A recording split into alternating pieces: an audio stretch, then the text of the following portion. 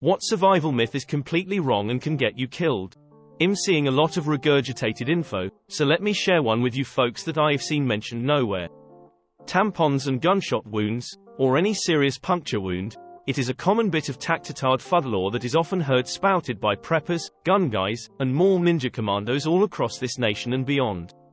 You should carry a tampon in your personal IFAK, individual first aid kit, or blowout kit in case you get shot. The theory is that the tampon is the perfect size and shape for a gunshot wound, so it'll be a very fast and convenient way to plug the hole. Only it doesn't work, and it never could. When simple pressure isn't working, and a tourniquet isn't able to be applied, groin, neck, armpit, etc. We will pack the wound in an attempt to stop the bleeding. What we are doing is pushing all that gauze up against the damaged artery or vein as to provide direct pressure to the location in an attempt to allow clotting to close things off. That pressure can be substantial and is resisting the outward flow caused by your heart. It can in fact be high enough to stop the bleed altogether. Gauze is made to promote the clotting of blood.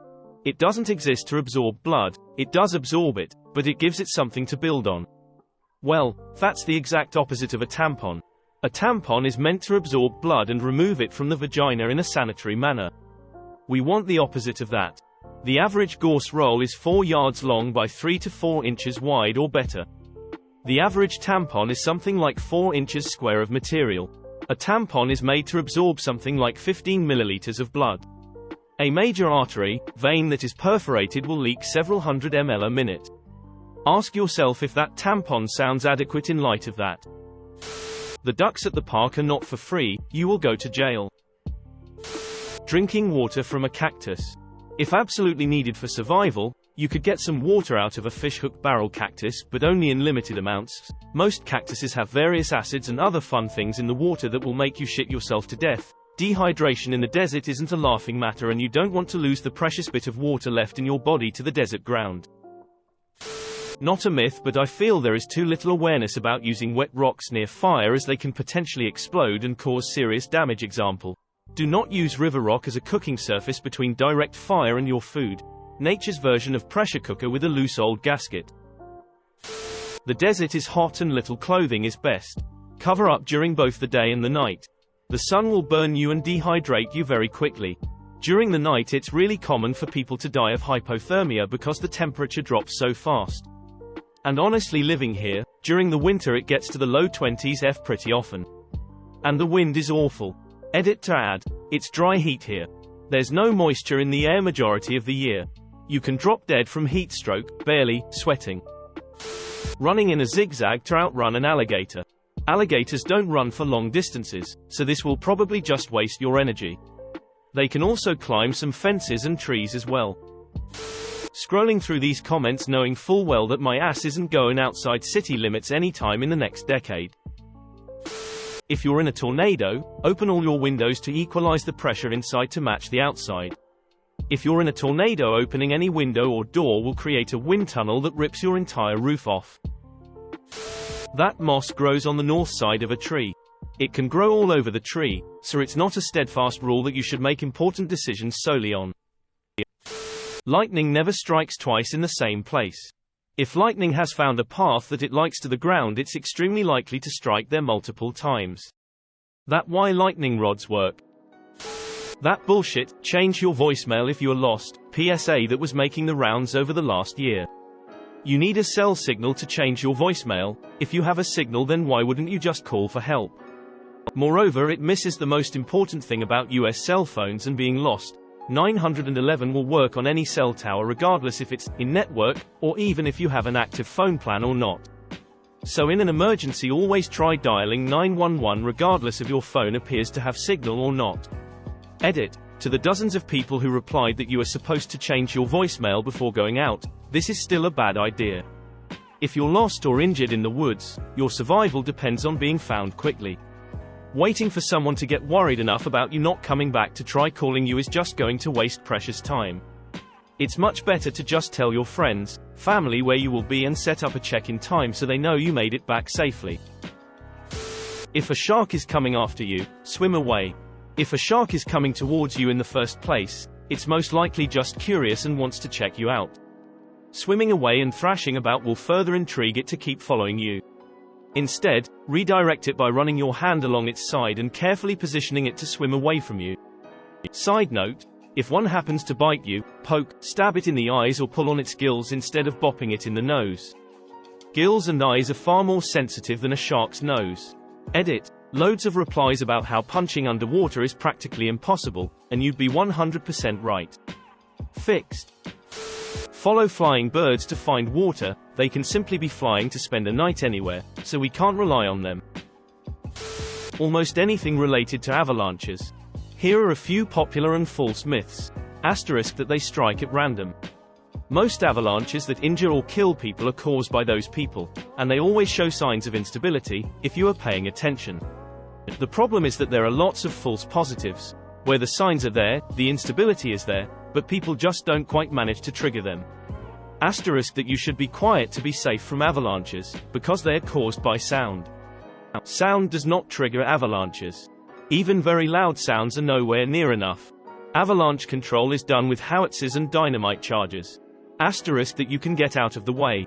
Well, sure, of course sometimes it's possible, but they can travel up to 60 miles per hour, and they can let loose across an entire slope all at once.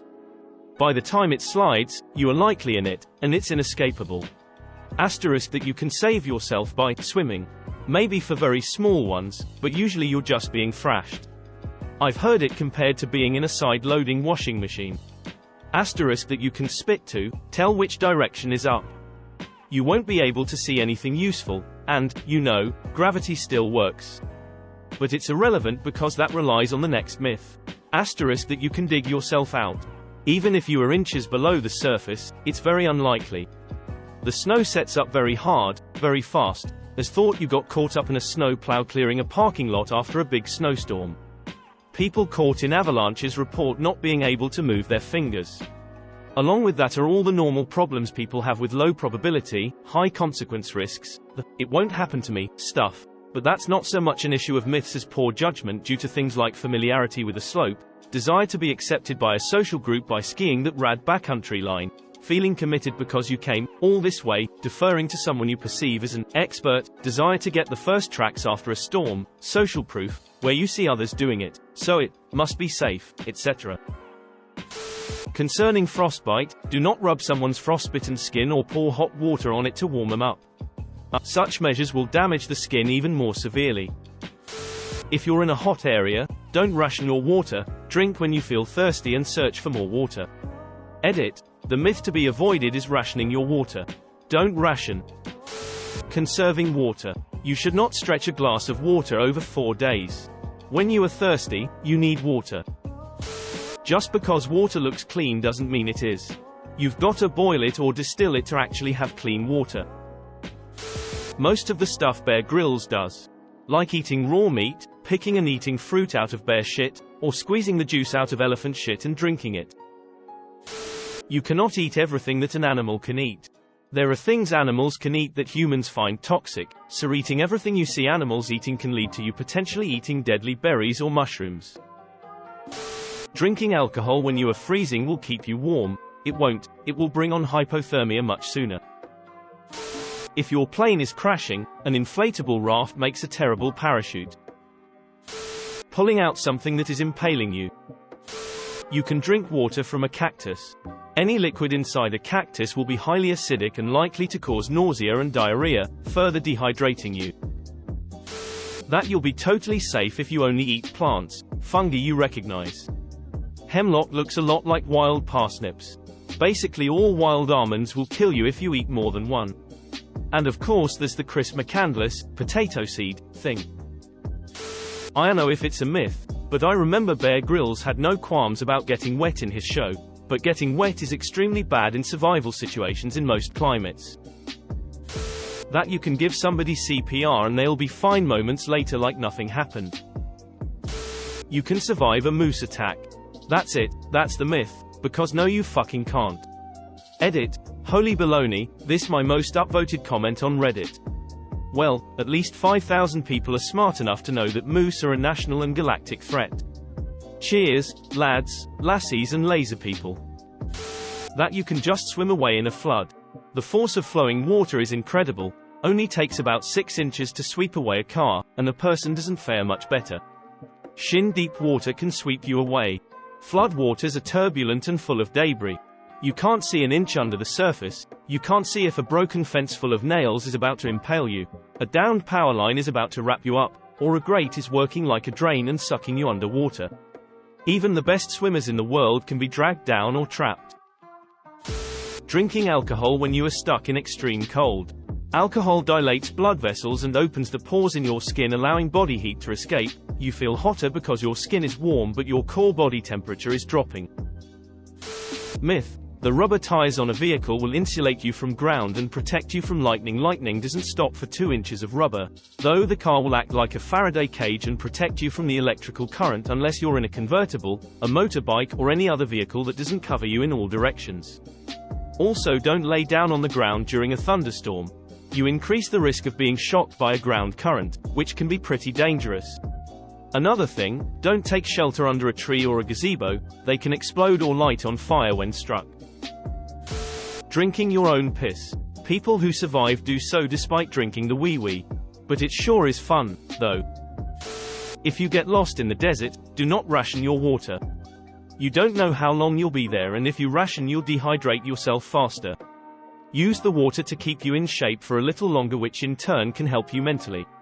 I read this somewhere which also mentioned that many people found dead in the desert still have a full canteen of water because they try to ration it.